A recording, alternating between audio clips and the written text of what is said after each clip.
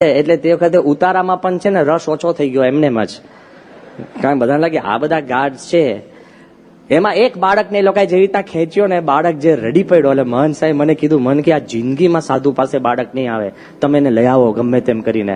આ ગાર્ડને સમજાવી કે જે કરીને તમે લઈ આવો. કારણ કે એ લોકો ના જોવે ને કે આ બિચારો બાળક છે. એટલે એ બધું આખું બધું સેટ કરવા પછી માન એ લોકોને સમજાવ્યા. હવે આ હું પહેલો દિવસ કહું છું, મહંત સ્વામીનો જે પ્રતાપ છે ને, ઇટ ઇઝ સાયલેન્ટ. ફરી મેં શું કીધું ને, પ્રેમનો આખો ખેલ છે. ક્લાઇમેક્સ હું એ કહું છું કે આ 10 દિવસ આ પ્રેસિડેન્શિયલ ગાર્ડ્સ મહંત સ્વામીની આજુબાજુ ફર્યા કરે, ભેગા રહે. ગોલ્ફ કારમાં તમે બેસેલા જોયા હશે, સ્ટેજની બાજુમાં આ તે, કે મહંત સ્વામી આરામમાં જાય. રાતે પણ એમની રૂમની બારે 2 ગાર્ડ્સ બેઠા જ હોય, આખી રાત પણ. આપણે કે ભાઈ અહીંયા કોઈ આવો નથી, તે કે ના, રાતે પણ ટોટલ કમ્પ્લીટ પ્રેમથી કરતા હતા. પણ જયારે છેલ્લા દિવસ જતા હતા ને, ત્યારે છેલ્લા દિવસે આ ગાર્ડ્સ વારાફરતી બધા મારી પાસે આવ્યા. છેલ્લા દિવસે એને કીધું, you know something, we have been watching, કે અમે જોઈએ છે ધીરે ધીરે, વી હેવ બીન વોચિંગ. એને સાર શું પકડ્યો ખબર છે? સત્સંગનો સાર પકડ્યો છે. નંબર 1, પીપલ લવ હિમ. આ બધા જ માણસો મહંત સ્વામીને બહુ ચાહે છે. નંબર 2, હી લવ્સ ધેમ મોર. ગુણાત્યાંશની વાત છે ને, જેટલું આપણે સત્પુરુષ પર હેત છે એ આપણા કરતા આપણી ઉપર સત્પુરુષને જાજુ હેત છે. એટલે એને કીધું કે people love him but he loves them more. પછી ત્રીજું વાક્ય કીધું, but he loves children even more. કારણ કે બાળકો જોઈને મન સાંઈ ઉભા રહી જાય ને મળે ના કરે, ત્યારે કે હી લવ્સ ચિલ્ડ્રન ઇવન મોર. પછી ધીરે રહીને એમને શું કીધું ખબર છે? કે અમારી એક વિનંતી છે, can you give us the greatest gift you can give us, કે તમે મને મોટામાં મોટી ભેટ આપી શકો. મેં કીધું શું? કે અમને બધાને ખાનગીમાં મહંત સ્વામીને ભેટવું છે.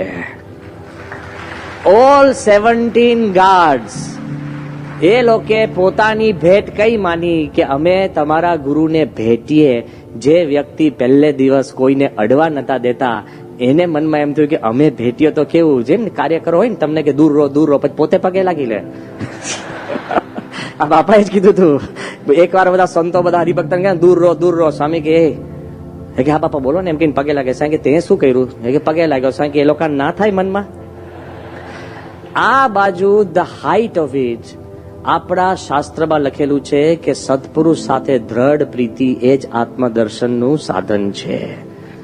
At the end of the day જે સત્સંગ કરીએ, સેવા કરીએ, કાર્ય કરીએ, એમાં આપણને સત્પુરુષ સાથે જે પ્રીતિ થાય છે, પ્રેમ થાય છે, એ બધાને ચમત્કાર જેમ સર્જાયો ને એમ બધાને થવા લાગી.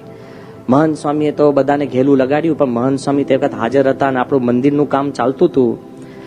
કોક આપણા સંપર્કમાં આવે, મંદિરનો સંપર્ક કરે અને કંઈક સેવા કરે, એવી તો આપણે બધી વાત જૂની કરેલી જ છે કે એક વ્યક્તિએ સંપૂર્ણ પાણી 8 કિલોમીટર દરિયામાંથી પાણીની પાઇપ નાખી, ડિસેલિનેશન પ્લાન્ટ નાખી અને 24 કલાક શુદ્ધ પાણી મંદિરમાં આપવા માટે લક્ષ્મણન કરીને જે ટેક્ટોનનો માણસ છે એને પોતે સ્વીકાર્યું છે. somebody else has done something else. જુદી જુદી વાત, ઘણી સેવાઓ બધા કરે છે. પણ જ્યારે તમે ન માંગ્યું હોય ને મળે. પ્રેમવદન સ્વામી અને સંતો દુબઈમાં આમ કંઈક પસાર થતા હશે કંઈક કામ માટે, અને લાલ લાઈટ આવી અને ગાડી ઉભી રાખી અને બાજુમાં જ બીજી ગાડી હશે ને એમાં કોઈક ઇન્ડિયન હશે, પરપ્રાંત, ગુજરાતી નહીં, બધા જ ગુજરાતી કોઈ નથી, બધા પરપ્રાંત. અને જેવી ગાડી એને પ્રેમવદન સ્વામીની આગળ ગાડી ઉભી રાખી, એટલે પ્રેમવદન સ્વામી લોકોએ પણ ગાડી રોકી. પેલો બહારે આવીને એકદમ પ્રેમવદન સ્વામી બધાને પગે લાગવા લાગ્યા અને કીધું કે સ્વામીજી આપ મંદિર બનાતે હો? પ્રેમવદન કે હા. એટલે સંતો એટલે કે તમે બનાતે? કે હા. એ કે સ્વામીજી મેં ક્યાં કર શકું? અમારે બહુ મોટી ભીડ હતી, ટ્રાન્સપોર્ટ. એટલે કે મારી બહુ મોટી એક કંપની છે પિકઅપ ટ્રક્સની, તો પ્રેમવદન કે 2 મોકલી દો. ત્યાર પછી આપણને ક્યારેય પિકઅપ ટ્રક્સ કે કોઈનો સવાલ ઉભો નથી થયો, કારણ કે આ વ્યક્તિ એટલા મોટા એના પિકઅપના એજન્ટ હતા કે હી સ્ટાર્ટેડ ડુઈંગ સેવા. ઇન્ડસ્ટ્રીયલ વેક્યુમ ક્લીનર્સ છેલ્લા આપણે ગર્ત માટે જોઈતા હતા અને કશું નતું મળ્યું, અને ખાલી સ્વામી મોલમાં ગયા છે. મોલ પ્રોફેશનલ જ હોય ને મોલમાં, કોણ કરે? મોલમાં ગયા અને કીધું કે સામાન્ય ઇન્ડસ્ટ્રીયલ વેક્યુમ ક્લીનર તો મોંઘા આવે. ગયા અને પછી પેલા કીધું કે ભાઈ શેની માટે જોઈએ? કે મંદિર માટે. કે લો તમે 1 નહીં 2 ઇન્ડસ્ટ્રીયલ વેક્યુમ ક્લીનર ફ્રી લઈ જાઓ. સેવા નાના મોટા તમામે કરી છે. જેમ મહંત સ્વામીએ કીધું કે બધાના મનમાં ભાવના હતી, એ બધાની ભાવના પૂરી થઈ. અને આ જેમ વિવેક જૈન સ્વામીએ વાત કરી કે નઝીમ એક બીજી વાત કરી કે this mandir will breathe a fresh air of spirituality. આધ્યાત્મિકતાનો વાયરો લોકોના શ્વાસોશ્વાસમાં ચઢાવવાનું કામ આ મંદિર કરશે, એવું બધાએ ભાવના રજૂ કરી.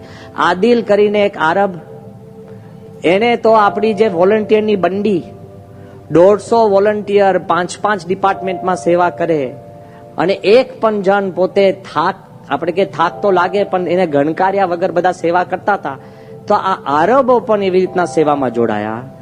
પણ છેલ્લે હું સમરીમાં આપું કે ક્યાં સુધી આની વાતો, એનું ઐશ્વર્ય ક્યાં સુધી નેચરલી ગયું છે કે આર્ટ ઓફ લિવિંગના આખા મિડલ ઇસ્ટના હેડ ધર્મેન્દ્રભાઈ પટેલ, એ જ્યારે સભામાં આવ્યા અને એમને સભામાં જાહેરમાં કીધું કે જ્યારે આ શિલાન્યાસ વિધિ, પૂજ્ય વિવેક જૈન સ્વામીએ તો આપણને વાત કરી, 2,500 જે યજમાનો હતા ને, એમાં 80% બધા બહારના, સત્સંગી નહીં, કમ્પ્લીટ આઉટસાઇડર્સ, અને 5,000 ટોટલ બધું ભેગું થઈને દર્શનાર્થીઓ હતા. તો શ્રી રવિશંકરે પોતાના જે મુખ્ય માણસને ફોન કરીને શું કીધું કે Dharmendra, don't be fooled. This mandir is made by the Swaminarayans, but it is not just for the Swaminarayan.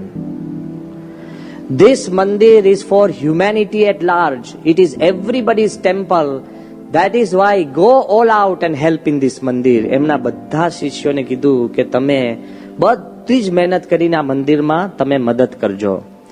Sheikh નયાને મહંત સ્વામીને ગાડી ચલાવતા ચલાવતા કીધું હતું કે અત્યાર સુધી આબુધાબીમાં, in Abu Dhabi there was one great place of worship, the Abu Dhabi Grand Mosque. Now there will be 2 great places of worship, the Abu Dhabi Grand Mosque and the BAPS Hindu Mandir. પ્રમાણ પોતે આપે છે. Former prime minister કેનેડાના Stephen Harper, કેનેડામાં એના મંદિરના સમાચાર સાંભળ્યા, ત્યાંથી એનો ફોન આવ્યો કે તમારું મંદિર થઈ ગયું હોય તો મારે જોવા, હું આવું છું 2 દિવસ દુબઈ, તો મારે અડધો દિવસ મંદિર જોવા માટે કાઢું. મેં કહ્યું ભાઈ મંદિર તો હજુ થયું નથી, ખાત જ થયું છે. પણ મેં કહ્યું બનાવનાર અહીંયા છે મહંત સ્વામી મહારાજ, તો પોતાનો સમય બદલીને મહંત સ્વામીના દર્શન કરવા આવે છે. ભલભલાના મનની અંદર એવું હતું કે આ એક ચમત્કાર છે. મહંત સ્વામીએ સારનો સાર એક વાત કરી આપણને સૌને કે આ ઉત્સવ કેવો હતો, તો એમણે કીધું કે it was a happy happy happy ઉત્સવ, જેમાં તમામ કાર્યકરો રાજી થયા, હરિભક્તો રાજી થયા, સંતો રાજી થયા, બહારના દર્શનાર્થીઓ રાજી થયા, ગુણભાવીઓ રાજી થયા, આરબો રાજી થયા, અને પછી કીધું છેલ્લે કે અમે પણ બહુ રાજી થયા. શ્રીજી મહારાજ રાજી થયા. કેમ? સંપીને કર્યું છે. કોઈએ પોતાનું પકડીને નહીં, બધું એકબીજાને અર્પીને કર્યું છે. આ જે મંદિર છે એની આખી કહાની કંઈક જુદી છે. આપણા હાથની વાત નથી, આ પ્રમુખ સ્વામીનો સંકલ્પ છે. અને સ્વામીની દ્રષ્ટિ પ્રમાણે આ થાય છે. યુ નો સમથિંગ, એ દિવસ એવો આનંદ નહોતો ને, વી કુડ લિટરલી સી પ્રમુખ સ્વામી સ્માઇલિંગ અક્રોસ ધ સ્કાઈઝ. આકાશમાંથી એક ખૂણેથી બીજે ખૂણે સુધી સ્વામીની સ્મિત તમે અનુભવી શકો એવું આ 2 નમૂન અદ્ભુત મંદિર છે. મહંત સ્વામી બોલ્યા કે હજુ તો મંદિર થયું નથી ને આટલો જય જયકાર છે, તો થશે ત્યારે શું થશે તે વખતે સૌ હરિભક્તો દર્શન કરવા પધારજો. એ જ અમારું ભાવભીનું આમંત્રણ છે. શ્રી સ્વામિનારાયણ ભગવાનની જય.